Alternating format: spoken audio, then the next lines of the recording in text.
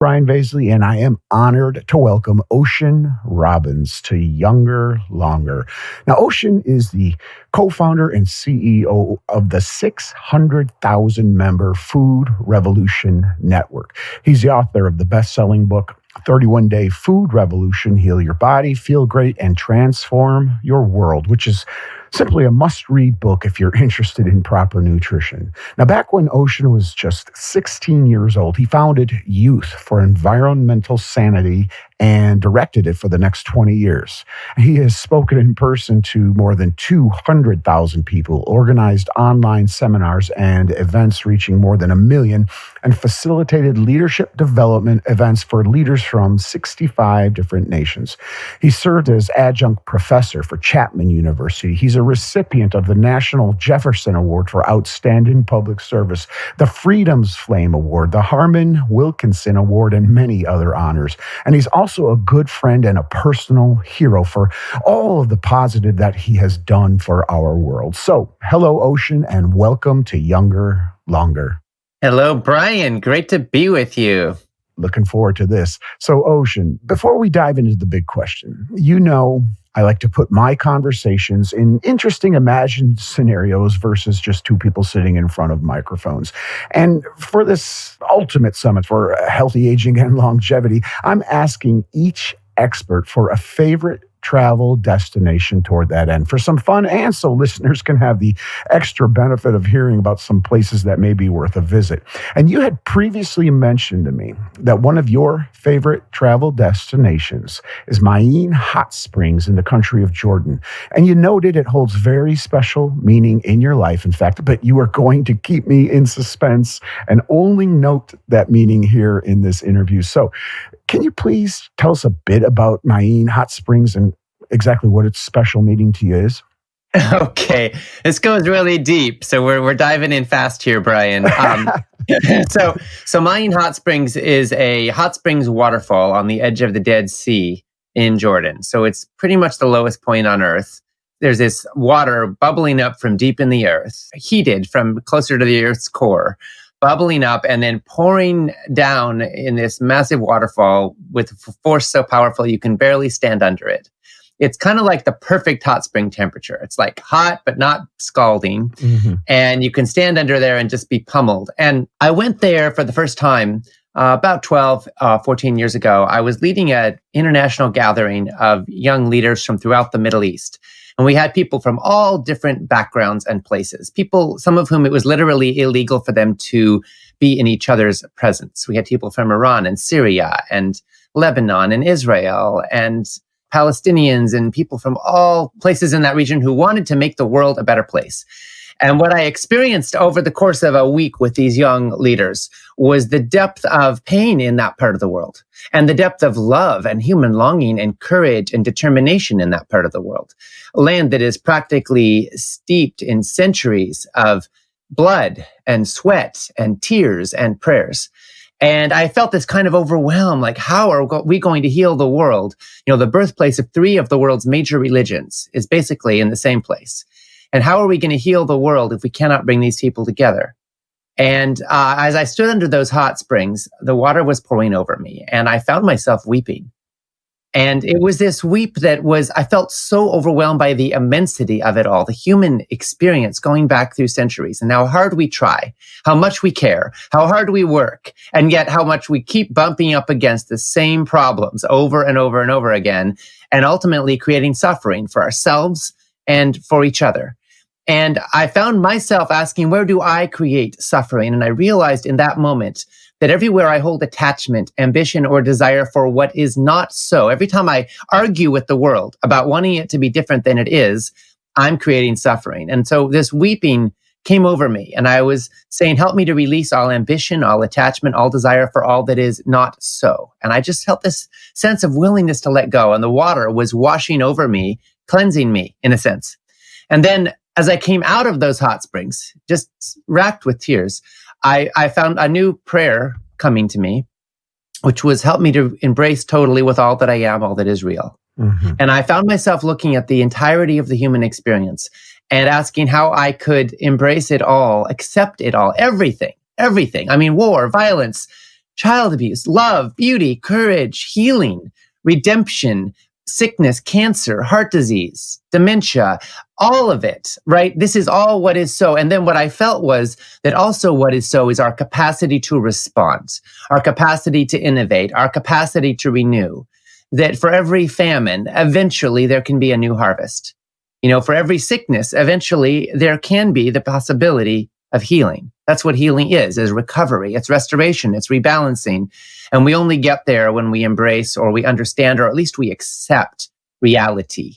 And so that has been with me, honestly, every day since then. I have a morning kind of practice. I ask myself, where am I holding ambition, attachment, or desire for what is not so? And how can I embrace totally with all that I am, all that is real? And all I have to do is picture myself in that hot springs, which I've been back to quite a few times since. And it kind of renews in my body that feeling.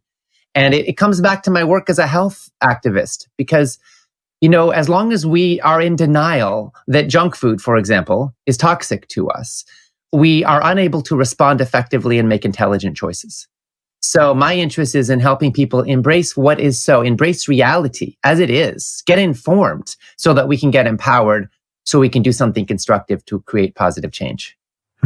Wow. Well, listen, I felt the passion. I felt the transformation, the experience, as you were describing it there.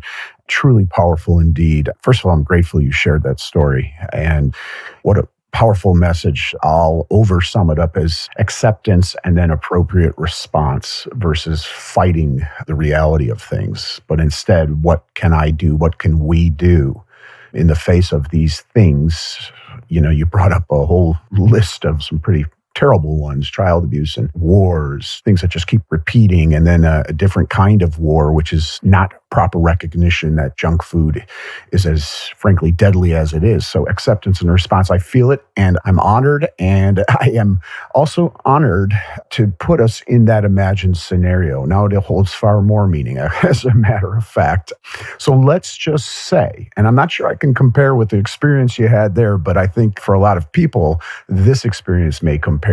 This conversation we have, Ocean, this entire summit for you, everyone listening. So let's just say, Ocean, that instead of you and I sitting in front of microphones, we're there in Maine Hot Springs, relaxing.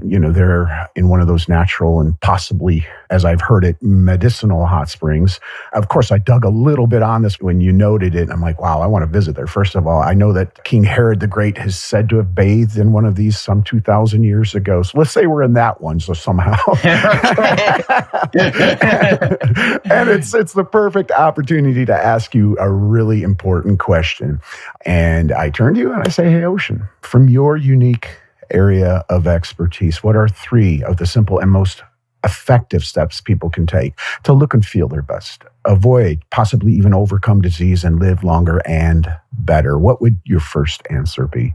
Number 1 is going to be to cut out processed junk and excessive animal products.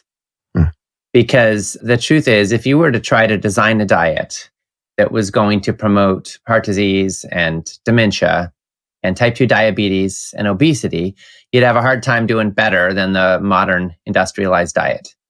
Our ancestors down through eons of time didn't live super long for the most part. Life expectancy for many of our ancestors was 35, 50 years. But they also didn't get these diseases at all. Obesity was fairly much non-existent. And I think that there are many wonderful things about the modern world. I wouldn't want to live in any other time than now. But at the same time, we've lost something of our relationship to nature and the natural world. And the way we are producing food today, our bodies are a place that we are natural creatures. We follow all the laws of nature. We weren't born in a test tube, and we certainly weren't born in a computer. We are born of the earth. We are part of the earth. We are subject to the earth's laws. And we are treating our food as if it was a product of a laboratory. And in that process, we are creating conditions for dis-ease. And so, number 1 would be cut out the processed junk and the excessive animal products, most of which are coming from factory farms. And base your diet, we'll talk about the other ones, basing your diet around real, whole, natural foods But getting rid of the bad stuff is critical because that's the only way you make way for the good stuff. And we've got to draw some boundaries. We've got to say, I don't take this junk into my body because I love my body, because I care about my body, because I want to be healthy and well. One of the great lies of our times is that the comfort food is comforting, and that, that we can celebrate parties and birthdays by eating unhealthy foods, and somehow that's going to bring more net joy into our lives. And there is no question that salt and sugar and fat and processed foods can feel good. They can taste good. They can remind us of happy moments in our lives. They can even give us a dopamine hit in the brain. But in the long run, these are toxic forms of pleasure. Just like heroin or cocaine would be a toxic form of pleasure.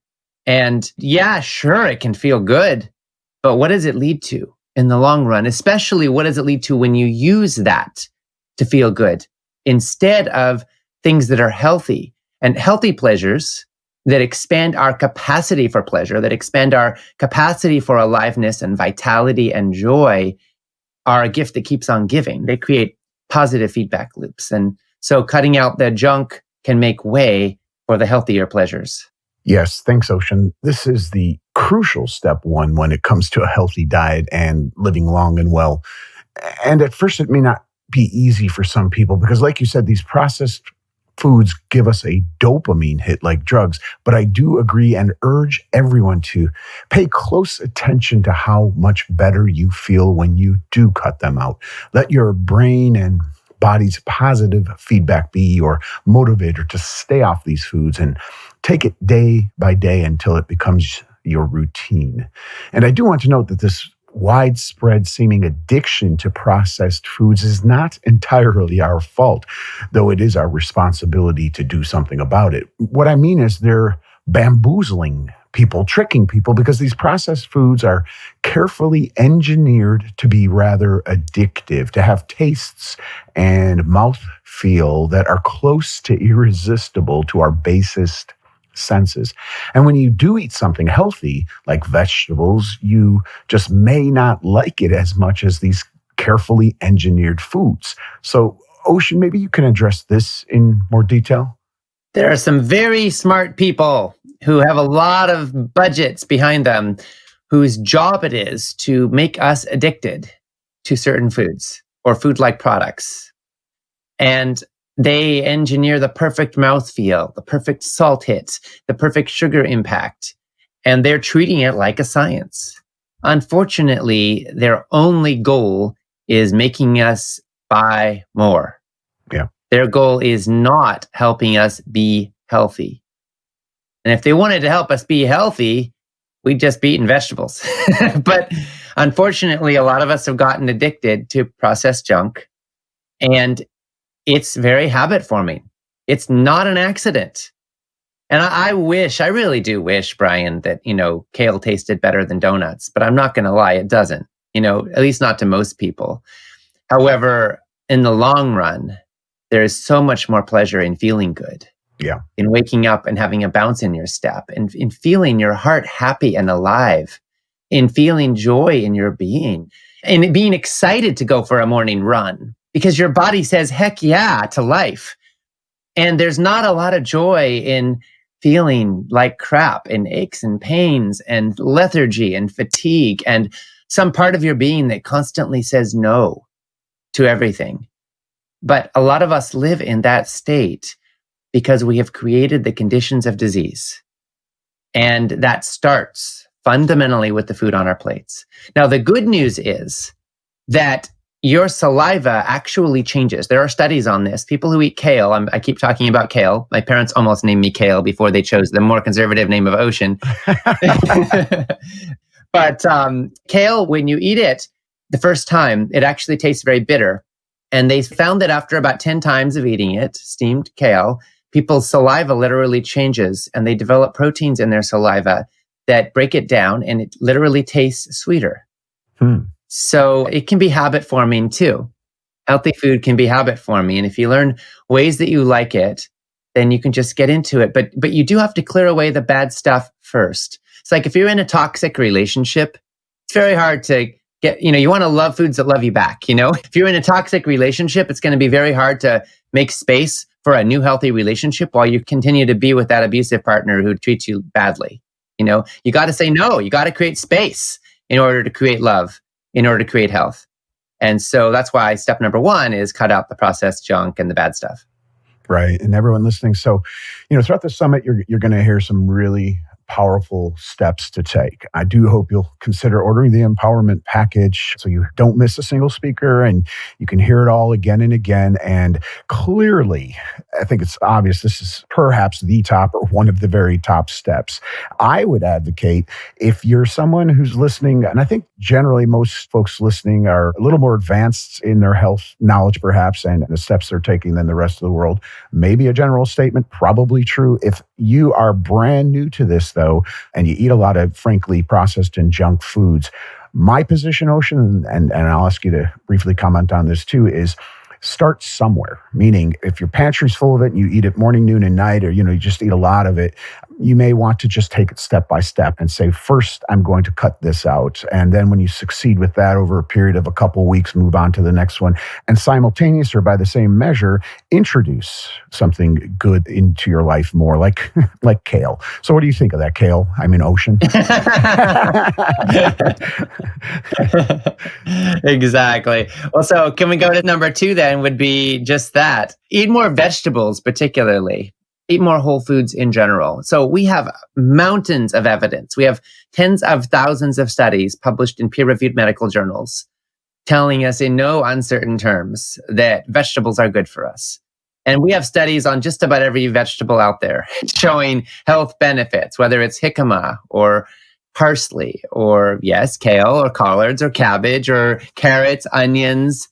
It's all out there and it's overwhelming. Bok choy and broccoli and kohlrabi. And of course, I'm naming a lot of brassicas. They're particularly fabulous, but all kinds of veggies, leafy greens, and then absolutely tubers and, the roots and the stems and even flowers. It's all amazing. We need to eat more of these, like lots and lots more of them. And they give us fiber. They give us phytonutrients. They give us antioxidants. They give us vitamins. They give us minerals that are good for our brains, good for our cells. They help fight cancer. They're good for our cardiovascular system. They keep our blood pumping and our arteries open. They keep our digestive tracts flowing. They keep our microbiome healthy. The fiber is critical to feeding the good bacteria in your gut, which in turn creates more of the neurotransmitters that make your brain happy. They're good for keeping you regular and elimination and cleansing. And so plants. I don't just mean like, a little sprig of parsley on the side of your potatoes. I'm talking like make vegetables the centerpiece of your meal. We think about what's for dinner and we think, the entree is always something, heavy and dense. And then there's like a little side dish. That's where the vegetables fit. And then maybe a salad. I'm talking about the main course should be based around veggies in some way, not that you don't also need all the other foods, but vegetables being central. And the good thing is they also fill you up. So, the average American is overweight. We are more likely to be overweight than not. About 70% of us are overweight or obese right now. And vegetables fill you up. The fiber tells you you're getting full. The water tells you you're getting full without over-calorizing you. They're super high in nutrient to calorie ratio. And this is good for nourishing your cells and helping you feel satisfied without bloating you and without overwhelming your body with calories that in turn lead to weight gain. So vegetables. And, I love it. There are also studies showing great benefit from whole grains, from legumes, from fruits. Fruits are controversial because they're sweet and people think, they must be bad for me because they're high in sugars, right? Well, they're completely different than added sugars because fruit sugars, when they're in a whole fruit, come with fiber and all sorts of vitamins and minerals that help it actually to digest more slowly and metabolize more slowly. And you get incredible benefits. So even for type 2 diabetes, for most people, fruit seems to be just fine. Now, not fruit juice concentrate, but fruit itself. When you're eating the whole fruit, peaches and nectarines and cherries and plums and apples and apricots and even bananas, amazingly enough. And absolutely the berries. Blueberries are phenomenal health boosters. So yeah, vegetables, fruits, legumes, whole grains. These should be the basis of your diet. So let me remind everyone, this is not two people sitting in front of microphones. We're in Maine hot springs, or we're imagining we are. And I looked at pictures, Ocean. There's these gorgeous waterfalls there too that I saw descending from the tops of mountains. So let's imagine we're walking by that. Can I just ask you a couple of big questions in your area? And please give me the Ocean perspective on why. And here's the first one in relation to your answer with vegetables and the earlier answer you gave. What is the problem with meat? Okay, well, there are a few problems with meat. First, let's remember where most of our meat is coming from. More than 90% of the beef in the United States today, and even 98, 99% of the chicken and pig eaten in the United States today are coming from factory farms. Animals that were fed grain and soybeans for some or all of their lives. Animals that were cooped up and put in very unnatural conditions in close quarters. Animals that were generally pumped full of hormones and antibiotics just to keep them alive and gaining weight in miserable conditions. And then, of course, animals that were killed at the end of all that, which was probably merciful given the way their lives played out. It's not something that, old MacDonald probably had in mind. And it's not something that any of us as compassionate, ethical, sensible beings really want. Nobody wants to see animals treated like this. But when we take it into our body, we aren't just perpetuating a system that's cruel to animals. We're also taking that system into our bodies. And those animals are toxic. They're toxic because they're loaded with pathogenic bacteria, much of which is antibiotic resistant. They're toxic because they are loaded with unhealthy fats. They're toxic because they have hormones in them. And not just the hormones that were injected into them, but also the stress that they lived under created stress in their bodies. And so we take all that in, and it's a very unnatural thing. And then we look at the studies and we see that there are mountains of evidence that eating red meat leads to higher risk of cancer, leads to higher risk of dementia. Processed meats, also higher risk of cancer and dementia. All of the meats are associated with higher risk of heart disease. Saturated fat, which is high in all of the animal products, is associated with higher risk of heart disease, cardiovascular diseases of all kinds, which are the leading killer on planet Earth today. There's also a link between eating more meat and obesity and type 2 diabetes, which is also linked to saturated fat. So you look at all that and you say, wow, this is a system that is fueling disease, that is linked to higher rates of illness. These products also fill us up in ways that leave less room for the foods that we know are good for us, the whole grains, the legumes, the vegetables in particular, and even the fruits. When you fill your belly with foods that aren't so good for you, you have less room for the foods that are. And I don't know, honestly, Brian, when we look at the studies that correlate, for example, legume consumption with lower rates of disease, is it because legumes are good for us, or is it because people who eat those legumes are eating less meat? Or vice versa, honestly, because you can never isolate all the variables.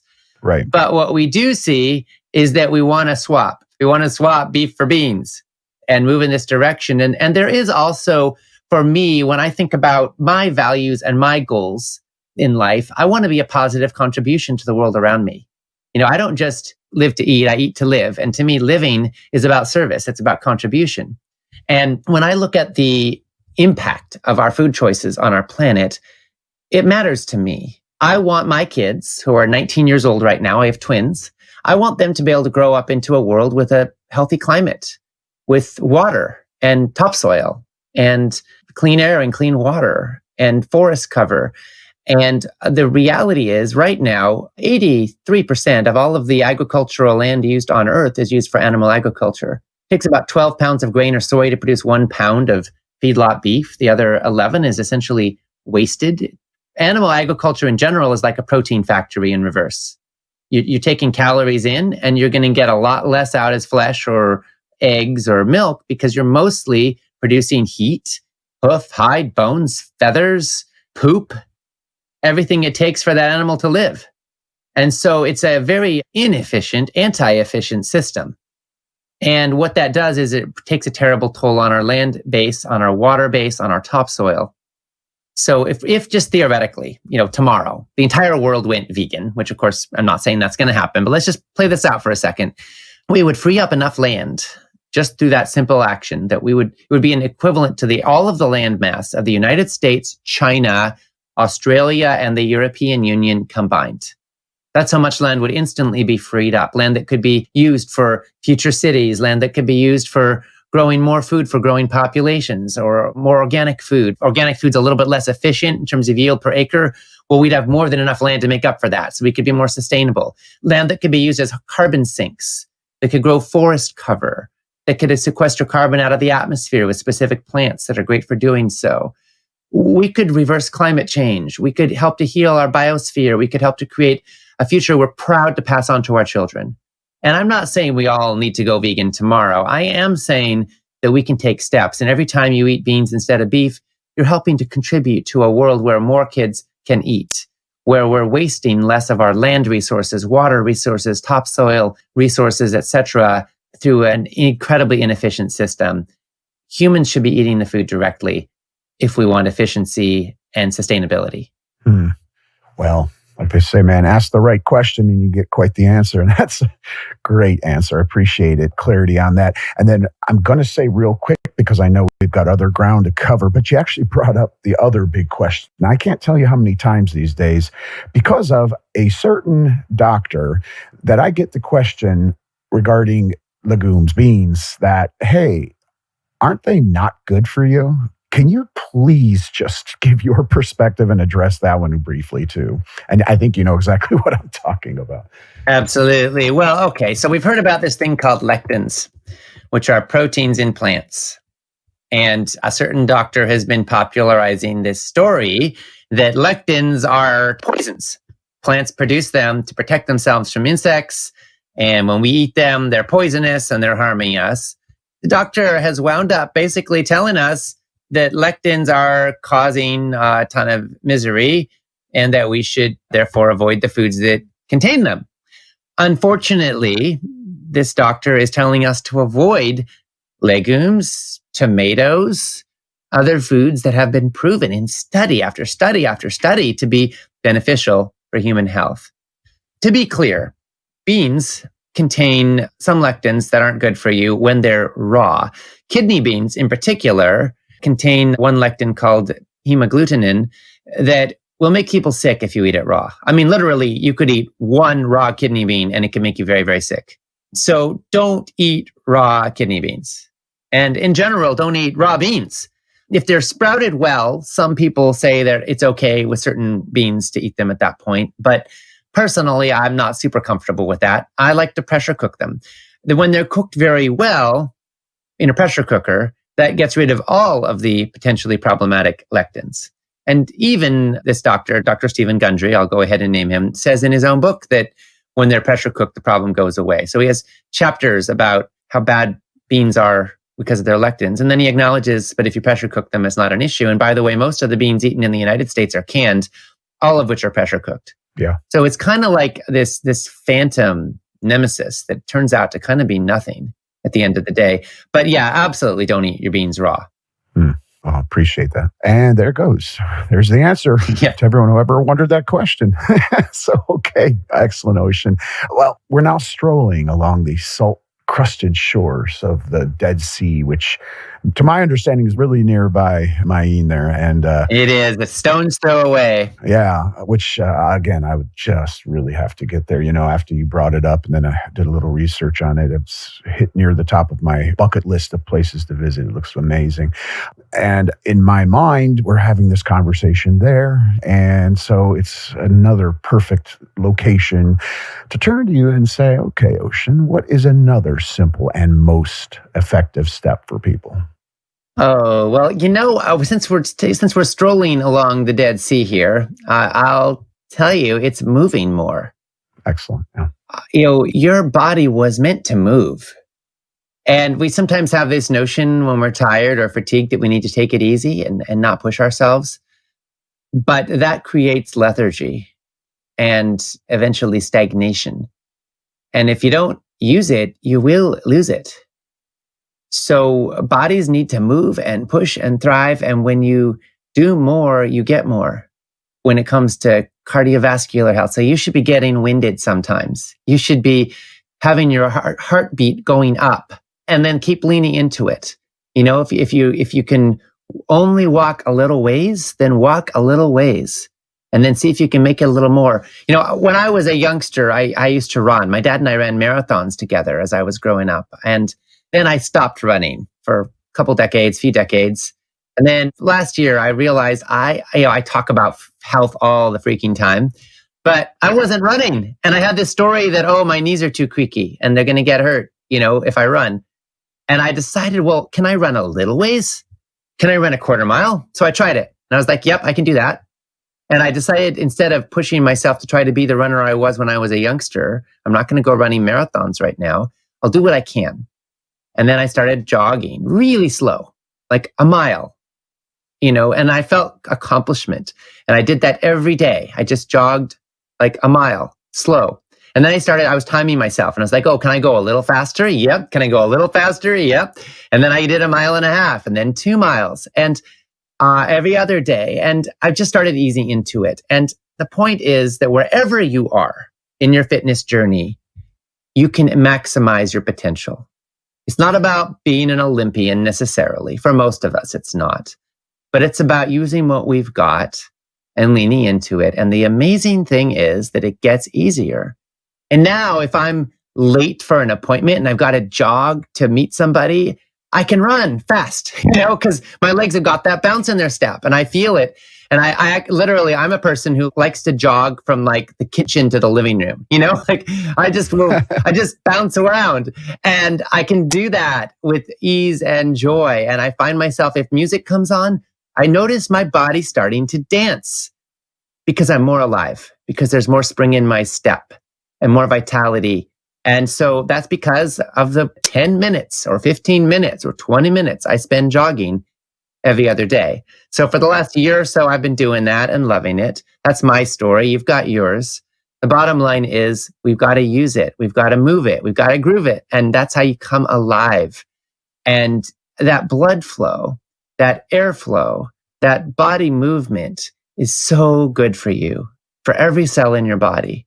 That's my number 3 here. And what an important one it is, Ocean. Move it and groove it. And you hit on such a key point, because I've seen that what stops a lot of people when it comes to exercise is they can't run a marathon if they're just getting back into movement and may believe they have to.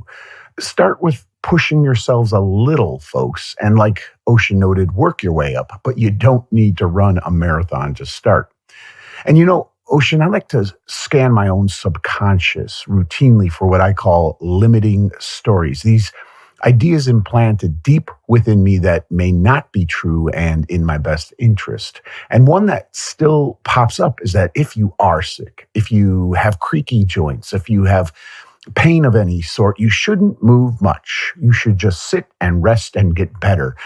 I'm not sure where this false story came from, but I'm sure many people can recall hearing this in the distant past too. If you're sick, stay in bed.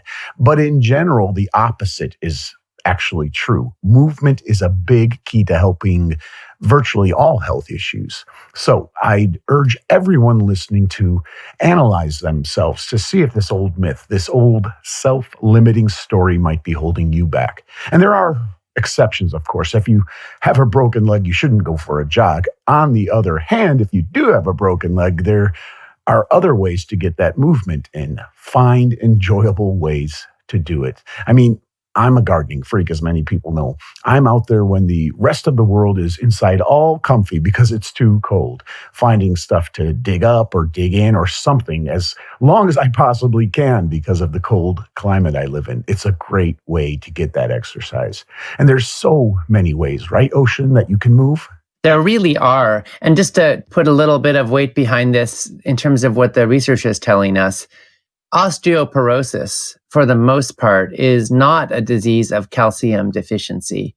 For the most part, it's a lifestyle-induced illness from lack of weight-bearing exercise. When your bones are needed to support weight in movement, that sends signals to your body to strengthen those bones, to make them more resilient and powerful. And when they're lethargically sitting there all the time and they're not used, they tend to atrophy. And we have lots and lots of studies backing this up now. And brain health is directly linked to movement. There was one study done recently. People who walk 45 minutes a day of brisk walking reduced their risk of Alzheimer's by 40%. 40% risk drop in risk of Alzheimer's just from brisk walking 45 minutes a day. Now, could they have gotten the same benefit from 10 minutes of running or from 2 hours of gardening or 20 minutes of gardening? Who knows? But that's the data, right? And clearly the principle goes beyond just brisk walking. It's about movement. It's about vitality and aliveness. And each of us is our own unique work in progress and our own unique discovery. But the principle is profound. When you move your body, you lower your risk of every major chronic illness that we face in the world today. And you might have more fun too. Now, here's the thing. For a lot of people, movement at first can be unpleasant if their body is creaky or sore. Sometimes it almost feels like your body's complaining. Like you bring it to life and it's like, oh, why did I do that? Because my body's mad at me because I haven't taken good care of it. And if you're in that kind of situation, then go slow, go gentle, and find ways to make it enjoyable. For example, for me, I love listening to books on Audible while I'm jogging or working out, or listening to music that I love that gets me feeling alive and grooving. It makes it fun. It lifts my spirits. And it also makes it interesting and engaging, or a good podcast, these kinds of things, or hanging out with a friend, doing it with someone you love so that it's a social connection point and you have that accountability loop in place. Even working with an app, like a social app that lets you track your progress and also be accountable so other people can share it, like Strava. Strava is an app I use that I just kind of report every time I run. I clock in, I clock out. It shows how far I went, and then it reports it. And everybody who's following me on Strava can see. And I get these funny little congratulations messages because I jogged 2 miles. And I'll be honest with you, I kind of feel a little on the hook now. And if I haven't jogged for a few days, I know that somebody might be following me and being like, whoa, that Ocean guy is really losing it. So, yeah. Nothing like social support there. Social support, Yeah. exactly. And just making it fun and finding ways to do things you enjoy. You should ideally lose yourself in the activity so that you're not thinking, oh, I'm doing such a good job pushing myself hard so I can fight chronic disease. You are in the experience. Like Brian, it sounds like you have that with gardening. You don't go out there because you think, oh, this is going to help reduce my risk of Alzheimer's. You go out there because you care about the plants and you care about the soil and you want to grow something, and you have a relationship with them, right? So, whether it's basketball or volleyball or badminton or tennis or, ping pong or jogging or running or dancing or swimming or walking or brisk walking or hanging out with friends, doing a fun activity in the backyard or whatever, find something you enjoy and then do more of it.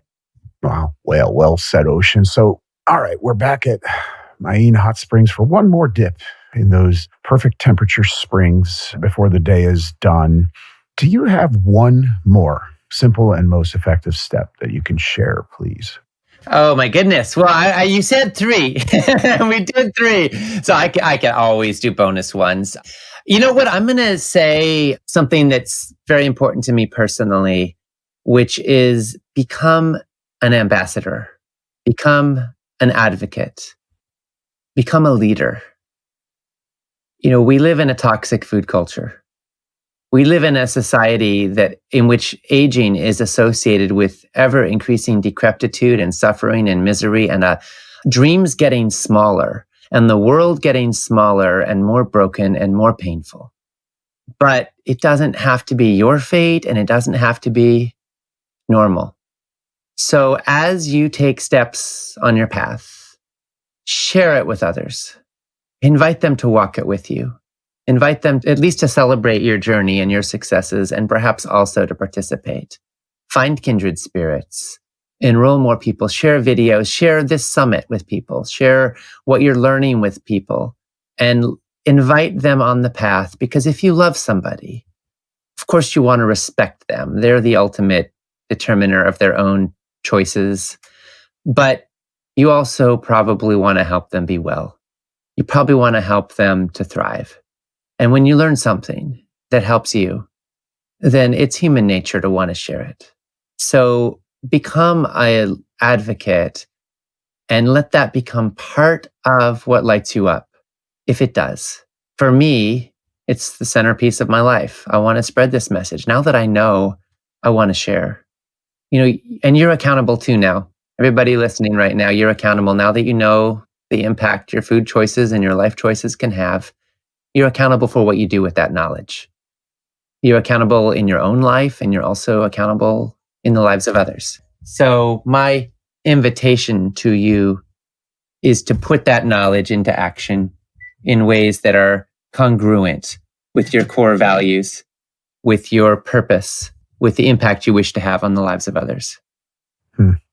Well, I'm glad I lost count and asked you for an extra one because that was powerful. And I'm going to ask you for one more. No, I'm not. I'm kidding, Ocean. I could keep going with you because you're a font of such powerful insights. But look, the sun is setting in our imagined scenarios. So, I know we started off this conversation, and thank you for revealing this powerful meaning that Maine Hot Springs holds for you. Now, in our imagined scenario of having this conversation there, that actually holds special meaning for me and probably for so many others listening too. And it truly is on my bucket list to visit that place, but it is time to go. I can go on and on with you, Ocean, because it's such powerful insights, but it's time to go.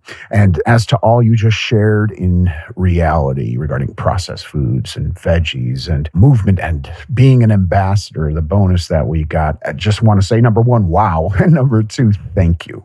You simply and certainly delivered on simple and very powerful steps that people can take to look and feel their best, avoid, overcome disease, and live long doing it. And listen, speaking on behalf of everyone listening, we are grateful for all you've done to put positive transformation in our world. And honestly, Ocean's a humble person, but it is so much this man has done, folks, including teaching people how healthy, ethical, sustainable food helps each of us and all of us in this planet we're on.